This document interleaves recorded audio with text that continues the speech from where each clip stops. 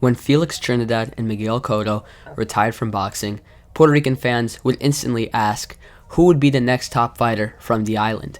Well, in the mid-2010s, there was one reoccurring answer amongst fans: Felix Verdejo. He had the ability, he had the promoters behind him, but he had himself to blame for his spiraling downfall. Felix Verdejo was born on May 19, 1993 in San Juan, Puerto Rico. Verdejo had an extensive amateur career, building himself a 106-17 record and winning many amateur tournaments. In October of 2012, Verdejo was officially signed to Top Rank. He made his debut on December 6th and defeated Leonardo Chavez by a unanimous decision.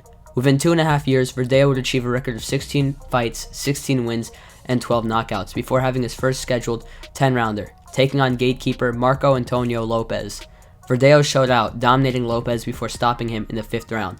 On June 13, 2015, Verdejo would fight as a co-main event on an HBO event. He took on fellow undefeated contender Ivan Najera. Verdejo showed he was levels above Najera, dropping Ivan in rounds 5 and 7 and dominating him to a wide decision. 5 months later, Verdejo would be fighting in the co-main event for another star event, this time in his home country of Puerto Rico. Verdejo knocked out unknown Josenilson dos Santos in 2 rounds. Verdejo returns 3 months later, taking on undefeated William Silva.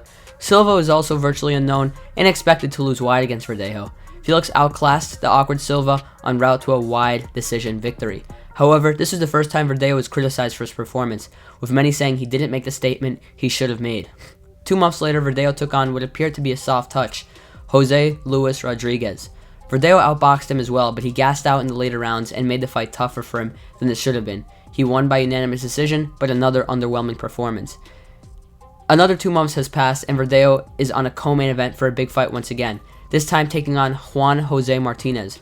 Verdejo needed to make a statement. His hype was slowly fading away, and he needed to remind everyone of his abilities. And he did that, outclassing Martinez before hurting and stopping him in the 5th round. On August 7th, 2016, Verdejo's career took a big turn and would change forever.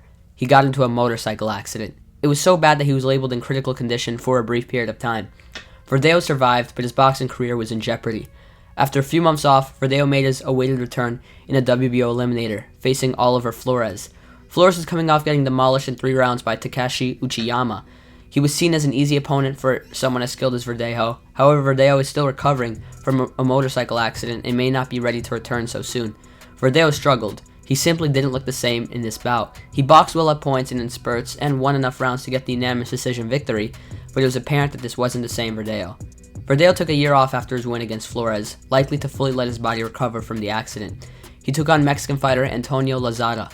Verdejo started strong, looking sharp early and taking a lead on the cards, but Lozada slowly but surely started to claw his way back into the fight, and heading into the later rounds, the fight was about dead even, with Lozada gaining confidence and Verdejo losing confidence.